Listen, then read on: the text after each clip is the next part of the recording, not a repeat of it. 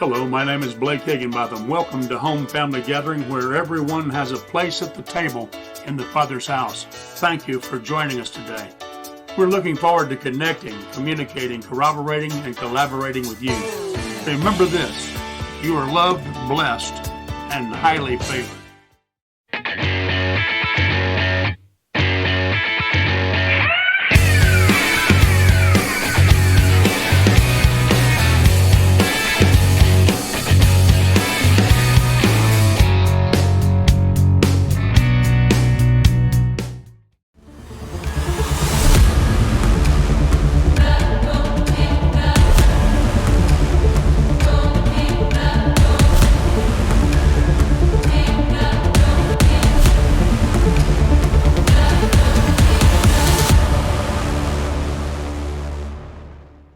I'm sharing my screen with you today as usual, and we're going to continue our study on a book that I'm presently writing called The Eternal Purpose, returning to what was already established. When I say eternal purpose, it means something different to me than maybe what somebody else might think about when they hear those terms, because the word to me is eternal, and I understand his word through the eternal now, through an eternal now understanding. Much of what I have come to believe to be true is out of an eternal now. And there's a couple of things that helped me along the way to begin to see things differently. I began to ask why about a lot of things. Asking why doesn't intimidate the Father, and asking why concerning certain things certainly will lead you to more truth and understanding, but understanding that everything we believe to be true must work in the here and now, or it is useless. It's history, or it's futuristic, it's symbolic or figurative. But if it doesn't work in the now, in the present, then it's not what some would call present truth. It's not something that will advance the kingdom on earth as it is in heaven in our lifetime. And so starting with asking why opened a lot of doors for truth, and I explored for a long time different things, and I discovered a lot of truth that way. But understanding that most of what we believe to be true was somehow established in the past, and somewhat we were prisoners of hope. Because of what we believe to be true. And I brought everything that I believe to be true, I presently believe to be true, into the now to see how it applies, to see if it's something that's practical. And I see things through a practical lens, being apostolic. I see things through a practical lens. In other words, I'm not necessarily pragmatic in that respect. But if it's not practical, if it's not applicable, if it's not something that I can walk in or use, if it doesn't make sense in the now, then it's probably not going to make sense tomorrow. So understand that the eternal purpose of Yahweh to me is the purpose that was, is, and shall be established. Nothing about his purpose has ever changed. Nothing about his divine will and purpose has ever changed according to his original intent. And so we are returning to what has already been established, and we're also embracing to a greater degree his divine will and purpose according to his original intent. So all of my writings, all of my teachings, all of my understanding is flowing out of that. Now, that doesn't mean that everybody's on the same page are operating at the same level. We're in different timelines and spiritual dimensions. So don't feel any intimidation or any kind of judgment or anything else because of that. Just know that there is more, and the more your spirit reaches for the more, and the more your heart becomes a lover of the truth, the more you will be able to see and hear and walk in yourself. When Yeshua said it is finished, that was not a suggestion. When Yeshua, one of the last things he said on the impaling post is, it is finished. Well, what was finished? Was his physical work on earth that he had been doing finished? Yes, in one respect. But the it is finished is so much bigger than that. operating from a finished work understanding rather than a sin-conscious understanding or mentality is the difference between operating as a son and an orphan. It is finished in John 19:30 was one of the last things that Yeshua said from the impaling post, along with, prior to that, Eli, Eli, lama sabachthani, Eli, my God, why have you forsaken me? In other words, what was his soul and his flesh experiencing in that moment? He was experiencing the separation. He was experiencing the agony of sin and iniquity. He was experiencing our sickness and disease. He was experiencing the aloneness and the separation that produces. Was he ever really separate? Was he ever really apart from? Did the Father stop loving him? Absolutely not. Because the next thing he says, right before he commends his spirit unto the Father, is, it is finished. It is finished. Another thing that he said from the impaling post, which would be a great book, the last words of Yeshua from the impaling post is, forgive them, Father, for they know not what they do. Do you think that his prayer was answered? Absolutely, it was answered. That's absolutely was. Now I'm going to have to write a book about it, because I've already written it. It's finished, but I want to write from the last words of Yeshua from the impaling post, which would have been the last words prior to his death that his sons would hear, that his disciples would hear, that it's still resonating throughout all time and eternity. It's still resonating. And it's still ringing in my ears. The things that he said from the impaling post are still something very, very important. We're at number 5, sonship, identity revealed. The eternal purpose is not about producing servants, it's about revealing sons. For those whom he foreknew, he also predestined to become conformed to the image of his son. To what image? The image of the religion of Christianity, the image of any spiritual leader, the image of his son, Romans 8, verses 29. Sonship is not earned, it is revealed. You are not becoming a son, you are awakening to sonship. This is why the Spirit testifies, the Spirit himself testifies with our spirit that we are children or sons of God. That's in Romans 8, verses 16.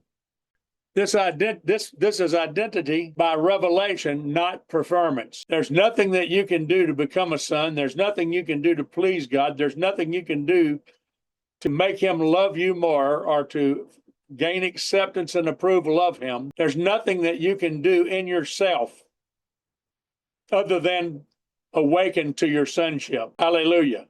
To walk in the revelation of who you are and who you've always been.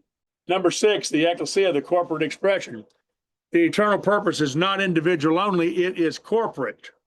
The religion of Christianity is individualized, the salvation experience, me and Jesus, and then I get to die and go to heaven. But that is not the purpose of Yahweh. That is not the gospel of the kingdom. And that is not what Yahweh, according to his will and purpose and original intent, desired to accomplish. Yes, there's an individual and there's an importance to an individual relationship, but only as it translates into a functioning corporate relationship. Because there's a lot of people who claim to be Christians that do not experience and enjoy corporate life. There's a lot of people who claim to be Christians and that it's about them and the Lord, and I've got an understanding with the man upstairs and blah blah blah.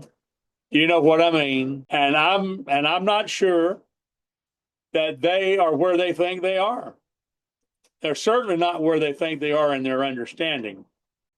The Ekklesia is not a building, not a meeting. It's a people. People, everybody say a people, a corporate expression of Messiah through his body. The manifold wisdom of God might be made known, might now be made known.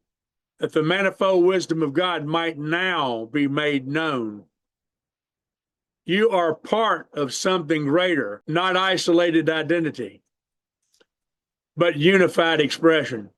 Number 7, the kingdom, manifested reality. The kingdom is not coming, it is being revealed. So move away from becoming and coming and accept the reality that you are a son, you always were a son, and you will never be anything less than a son. And his kingdom is being revealed to his sons. Your kingdom come, your will be done on earth as it is in heaven. That's how he taught his disciples to pray that's what I call a pre-kingdom prayer, but he taught us to pray that so that we would remember and remind ourselves of that reality. Matthew 6:10. Heaven is the source, earth is the expression, you are the vessel. This is manifestation, not creating something new, but revealing what already exists. Number 8, alignment over striving, living from completion. Living from completion.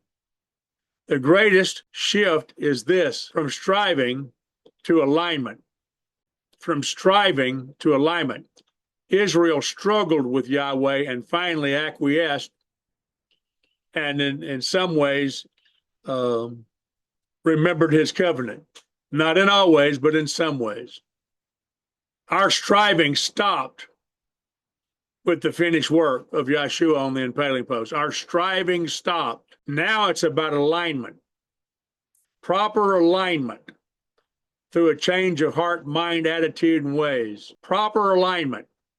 And in you, and who?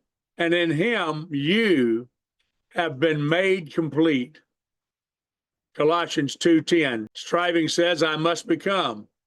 No, you must remember who you were in creation before formation, and you must receive the revelation of sonship. Alignment says, I must see. When you clearly see, you live differently. This is rest. Come to me, and I will give you what? And I will give you what? Rest. Matthew 11:28. The unveiling of sons, creation's expectation. Creation is waiting for the anxious longing of the creation, eagerly waits for the revealing of the sons of God. It doesn't say that the anxious longing of creation is eagerly awaiting the second coming of Christ. They're anxiously longing, eagerly awaiting for the revealing of the sons of God. Romans 8, verses 19. Not for more effort, not for more activity, for revelation. The unveiling of sons who we know who they are. The unveiling of sons who know who they are. When sons are revealed, order is restored, truth is manifested, life is expressed. When sons are revealed, order is restored, truth is manifested, life is expressed. Conclusion. The purpose is now. The eternal purpose of Yahweh is not ahead of you. It is present with you. Listen, before the foundation, it was established. From the foundation, it has been unfolding. Now, it is being revealed. You are not trying to step into something new. That brings new meaning to there's nothing new under the sun. How can it be new? It may be new feeling to you. It may be something you didn't understand before.